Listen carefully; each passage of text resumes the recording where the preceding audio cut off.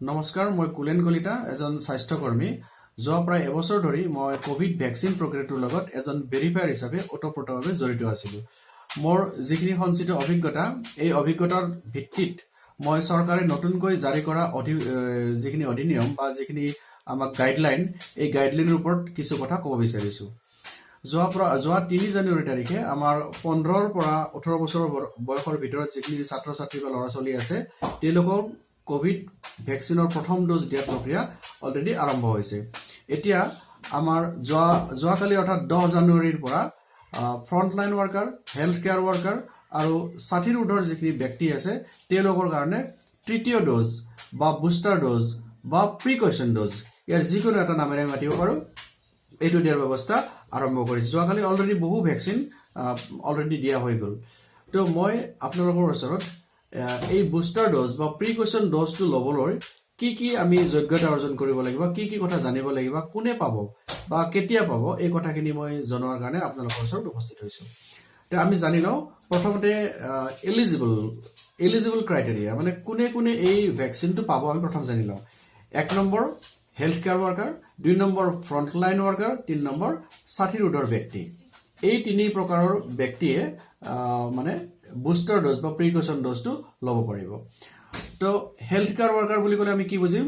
যিবিলাক doctor, nurse, MPW, আশাকৰ্মী, এই যিমান বা লেব টেকনিচিয়ান, এনেকুৱা যিমান মানে স্বাস্থ্য সেৱাৰ লগত জড়িত ব্যক্তি আছে, তেওঁলোক লাগে চৰকাৰী চাকৰিয়ালেই হওক নাইবা ব্যক্তিগত খণ্ডত কাম কৰা চাকৰিয়ালেই হওক, সকলোকে আমি হেল্থ কেয়াৰ ৱাৰ্কাৰ হিচাপে ধৰি এই মানে কেটেগৰীত ৰাখিব পাৰোঁ।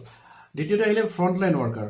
ফ্ৰণ্টলাইন ৱাৰ্কাৰ মানে যিবিলাক পুলিচ প্ৰশাসন বা এডমিনিষ্ট্ৰেশ্যনৰ যিখিনি লোক আৰু যিখিনি অংগনবাদী কৰ্মী, এই সকলোবিলাকে ফ্ৰণ্টলাইন ৱাৰ্কাৰত মানে সোমাই পৰিব। আৰু 60ৰ ঊৰ্ধৰ ব্যক্তিটো আমি সকলোৱে জানো, যাৰ চাৰ্টিফিকেট বয়স 60ৰ ওপৰত হৈছে, তেওঁলোকে এই সকলো মানুহখিনি একেলগে আমাৰ বুষ্টাৰ ড'জৰ কাৰণে যোগ্যতা অৰ্জন কৰিব পাৰে। এতিয়া কেতিয়া ল'ব লাগে, আমি সেইখিনি কথা চাওঁ যে কেতিয়া ল'ব পাৰি যে বুষ্টাৰ ড'জটো। চৰকাৰে গাইডলাইন প্ৰকাশ কৰিছে যে যিবিলাকে বুষ্টাৰ ড'জ পাব তেওঁলোকৰ দ্বিতীয়টো ভেকচিন লোৱাৰ 9 মাহ কমপ্লিট হ'ব লাগিব। ভালদৰে মনত ৰাখিব যে দ্বিতীয়টো ভেকচিন ল'বই লাগিব, মানে প্ৰথম ড'জ দ্বিতীয় ড'জ লোৱা কমপ্লিট হোৱাৰ পিছত 9 মাহৰ গেপ এটা লাগিব। অৰ্থাৎ যিবিলাকে দ্বিতীয় ড'জ লোৱাৰ 9 মাহ কমপ্লিট কৰিছে তেওঁলোকে বুষ্টাৰ ড'জটো ল'বলৈ যোগ্যতা অৰ্জন কৰিব পাৰে। এতিয়া 9 মাহটো কেনেকৈ চাব, যে আপোনালোকে সকলোৱে জানে যদিও মই কথাটো সাৰ্বজনীন হিচাপে কৈছোঁ। দ্বিতীয় ড'জ ভেকচিন লোৱাৰ পিছত আপোনালোকে যিখন চাৰ্টিফিকেট উলিয়াইছে, চাৰ্টিফিকেটখনত ভালদৰে লিখা আছে, আপোনালোকে চাব যে প্ৰথম পালি আৰু দ্বিতীয় পালি লোৱাৰ তাৰিখ, তাৰে দ্বিতীয় পালিৰ যিটো তাৰিখ আছে সেই তাৰিখটো আজিৰ দিনটোত 11 এপ্ৰিলৰ আগত হ'ব লাগিব, বা 11 এপ্ৰিল তাৰিখটোক ধৰি তাৰ আগৰ যিখিনি ডেট আছিলে এই ডেটৰ ব্যক্তিবিলাকে ল'ব পাৰিব। তো এটা চিম্পল হিচাপৰ ক্ষেত্ৰত মনত ৰাখিব, আজি 11 জানুৱাৰী, মানে 2021 চনৰ 11 এপ্ৰিল তাৰিখ আৰু আজিৰ 11 জানুৱাৰী, এই গেপটো আপোনালোকে যদি চাই থাকে তেনেহ'লে নিজেই বুজি পাব কেতিয়া ল'ব পৰা হৈ যাব। তো আমি বুজি পালোঁ 9 মাহৰ অন্তত ল'ব পাৰি। দ্বিতীয়তে কথা হ'ল, যদি কাৰোবাৰ মাজতে কোভিড হৈ গৈছে, ইয়াৰ মাজতে তেওঁলোকে ল'ব পাৰিব নাই? তো পাৰিব, নিশ্চয় পাৰিব। কাৰোবাৰ কোভিড হ'লেও এই গেপতে 9 মাহৰ অন্ততে তেওঁলোকে বেজীটো ল'ব পাৰিব। এইটো হ'ল এলিজিবল ক্ৰাইটেৰিয়া। তাৰপিছত আৰু এটা গাইডলাইন প্ৰকাশ পাইছিলে যে যিখিনি 60ৰ ঊৰ্ধৰ ব্যক্তি আছিলে তেওঁলোক কোমৰবিড হ'ব লাগিব। কোমৰবিড মানে তেওঁলোকৰ দেহত কিবা হয়তো বেমাৰ আজাৰ, যেনে ডায়েবেটিছ, প্ৰেছাৰ, কেঞ্চাৰ, এনেকুৱা ধৰণৰ বিভিন্ন বেমাৰ থাকিব পাৰে, আৰু তেনেকুৱা ব্যক্তিবিলাকক কোমৰবিড হিচাপে মানে ভাবি বেজীটো লোৱাৰ কাৰণে আগস্থান দিয়া হৈছিলে। কিন্তু বৰ্তমান কি কৰিছে, এইটোৰ ক্ষেত্ৰত কিছু শিথিলতা প্ৰদান কৰিছে, আৰু কোমৰবিডিটিৰ চাৰ্টিফিকেট নাথাকিলেও, অৰ্থাৎ কোনো ডক্টৰৰ মানে চাৰ্টিফিকেট নাথাকিলেও যে তেওঁৰ বেমাৰ আছে নে নাই, সকলোৱে 60 বছৰৰ ওপৰ মানুহে ল'ব পাৰিব। গতিকে আপোনালোকে বেমাৰ আছে নাই ডক্টৰৰ ওচৰত যোৱাৰ কোনো প্ৰয়োজন নাই।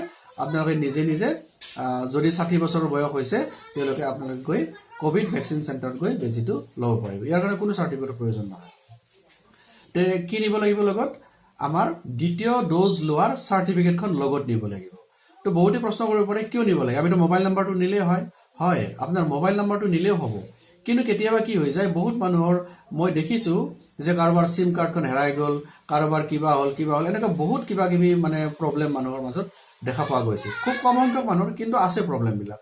তো আপোনালোকে কি কৰিব, যে চাৰ্টিফিকেটখন আপোনালোকে লৈ যাব তাত এটা ৰেফাৰেন্স আইডি থাকে আমি সাৰ্চ কৰাৰ সময়ত ৰেফাৰেন্স আইডিটিও সাৰ্চ কৰিব পাৰো বা আপোনাৰ যিখন ভেলিড ডকুমেন্ট তাত দিছিল পান কাৰ্ড আধাৰ কাৰ্ড ভোটাৰ কাৰ্ড এইবিলাক দিছিল এইটো নাম্বাৰৰ ওপৰতো আমি সাৰ্চ কৰিব পাৰো নাইবা আপোনাৰ যিটো মোবাইল নাম্বাৰ দিয়া আছিল প্ৰথম বা দ্বিতীয় ড'জৰ ক্ষেত্ৰত এইটোৰ পৰাও আমি সাৰ্চ কৰি উলিয়াব পাৰো গতিকে সেইখন আপোনালোকে নিলে আমাৰ যথেষ্ট সুবিধা হ'ব আৰু আপোনাৰো সুবিধা হ'ব যাতে চাৰ্টিফিকেটখন আপুনি পাব পাৰে যেনেকৈ দ্বিতীয় ড'জ চাৰ্টিফিকেটখনৰ বেছি প্ৰয়োজন আছিল ভৱিষ্যতে নিশ্চয় বুষ্টাৰ ড'জৰো চাৰ্টিফিকেটখনৰ এনেকুৱা প্ৰয়োজনতা আহিব পাৰে গতিকে আপোনালোকে নিশ্চয় বেজিটো ল'বলৈ নাপাহৰিব তাৰপিছত আহিল যিবিলাক হেল্থ কেয়াৰ ৱৰ্কাৰ চৰকাৰী তো চৰকাৰীবিলাকৰতো কথা নাই তেওঁলোকে ল'বই পাৰিব কিন্তু আগতে প্ৰাইভেট সেক্টৰত কি হৈছিলে তেওঁলোকে বেজিটো প্ৰাইভেট সেক্টৰক নি কোনোবা নাৰ্ছিং হোমত নি বেজিটো দিয়াৰ ব্যৱস্থা কৰিছিলে হয়তো ভৱিষ্যতেও তেনেকুৱা কৰিব পাৰে কিন্তু আজিৰ দিনটোত চৰকাৰী গাইডলাইন অনুসৰি সকলোবোৰ নাৰ্ছিং হোম বা প্ৰাইভেট সেক্টৰত কাম কৰা হেল্থ কেয়াৰ ৱৰ্কাৰবিলাকে তেওঁলোকে গভৰ্ণমেণ্ট সেক্টৰত